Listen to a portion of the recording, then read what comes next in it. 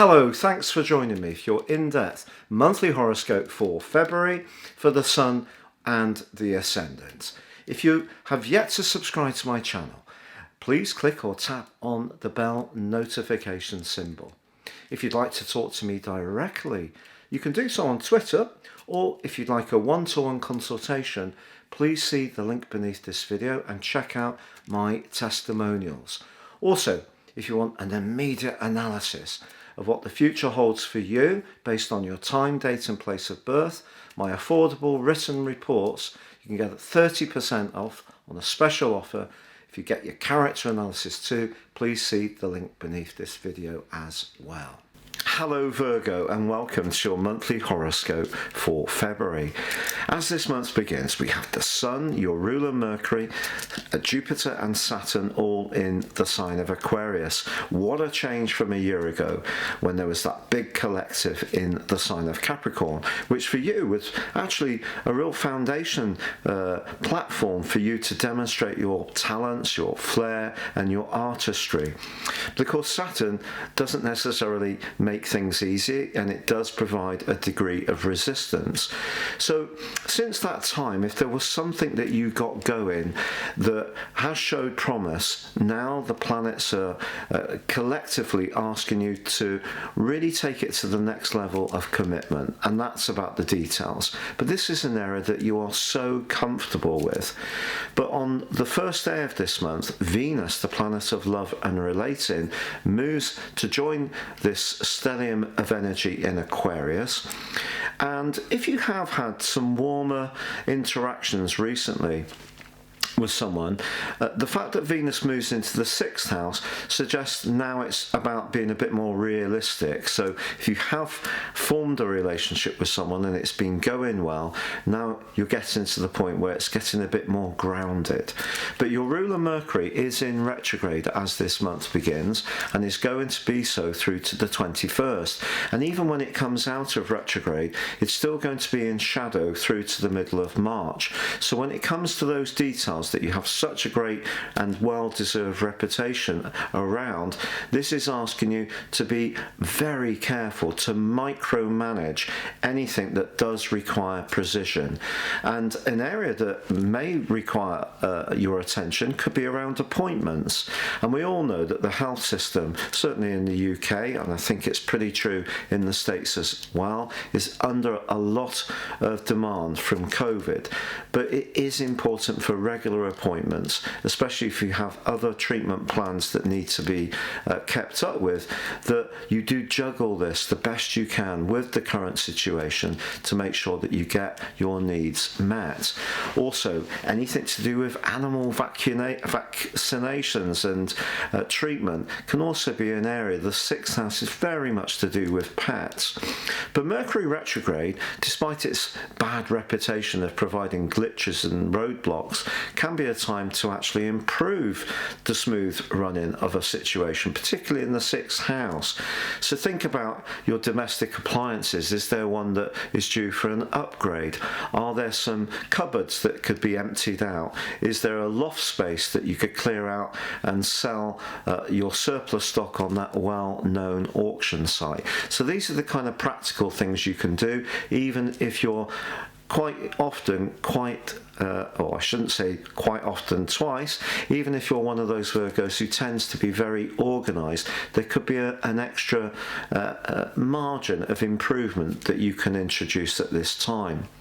But the one thing you can't do, Virgo, is do everything. There are only a certain amount of days in a month, only a certain amount of hours and minutes in each day. And in the first 10 days of this month, there is quite a tense right angle between Mars in your sector of adventure and independence and the Sun in your sector of sacrifice. So if you are doing a job which really has lost its luster, you're not getting in the same sense of enjoyment, satisfaction, particularly if you're someone who enjoys helping people, providing services, not being servile. If there is a situation that really has become quite draining for you, I think Mars is asking you, along with Uranus, to think of ways in which you can push for a change.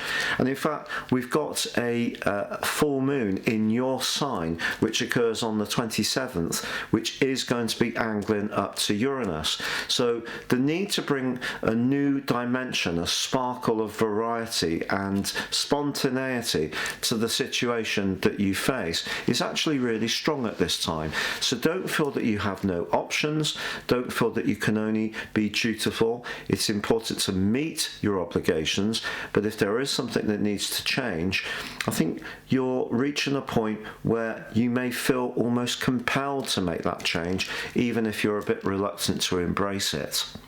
Now, also on the 8th of this month, Mercury's retrograde meets up with the Sun's advance. This would be a fine time, to be honest, to have a conversation about a job role. If you're applying for one, you can put yourself across with great precision. But on the 4th through to the 10th, Venus, newly arrived in Aquarius, is clashing with the aforementioned Uranus. Once more, this is bringing out this dimension between giving and being sacrificing against your need for personal freedom and excitement. So this is going to be quite a big story for you this month, not least that Saturn and Uranus are in a right angle for the whole of this month and will be through to the end of July.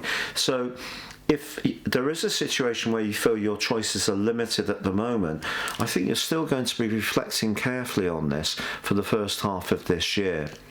Now, in weeks 2 and 3, there is a glorious link between Mars and Neptune. When these two get together, Neptune tends to dilute the more egocentric energies of Mars. But Mars in the 9th house is very much about being quite daring.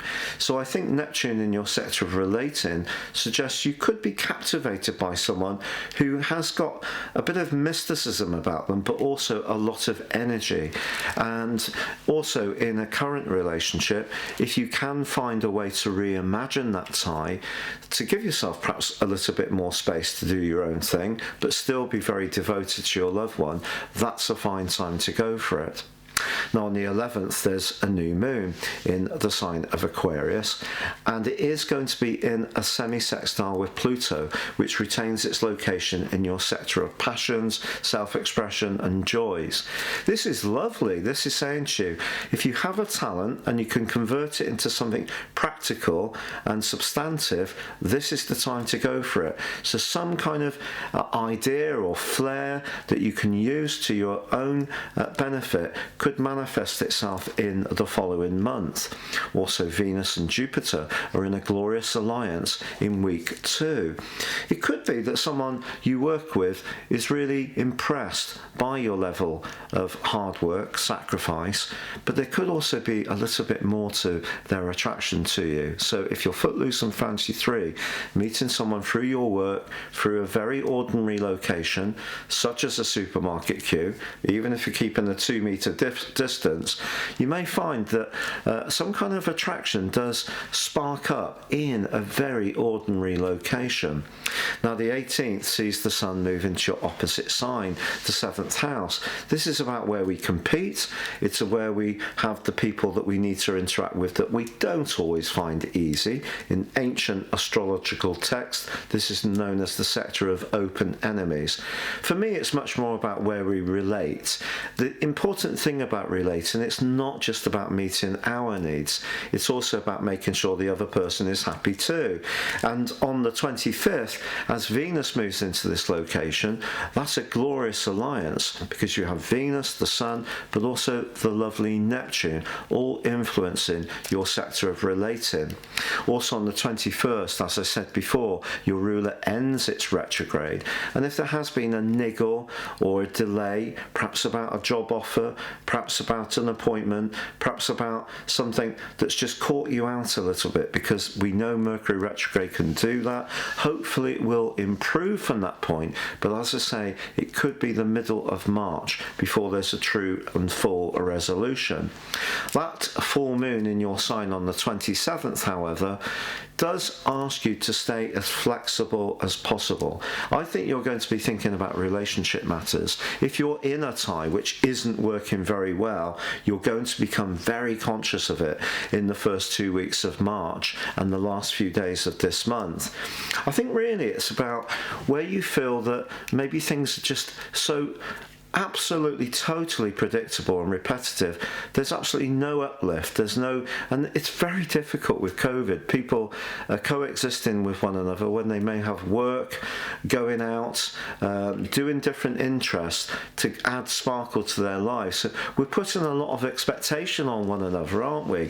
But I feel if you feel it's beyond that and you really have tried your best, but the tie has just lost its absolute spark, you could be thinking about looking towards the door marked exit, but that's only going to happen if it's truly right for you. But in general, you need to be exploring this month in some way or another due to that combination between Mars and Uranus in your 9th house, which is the most absolutely exciting part of a horoscope to have that combination, because it can really change things up.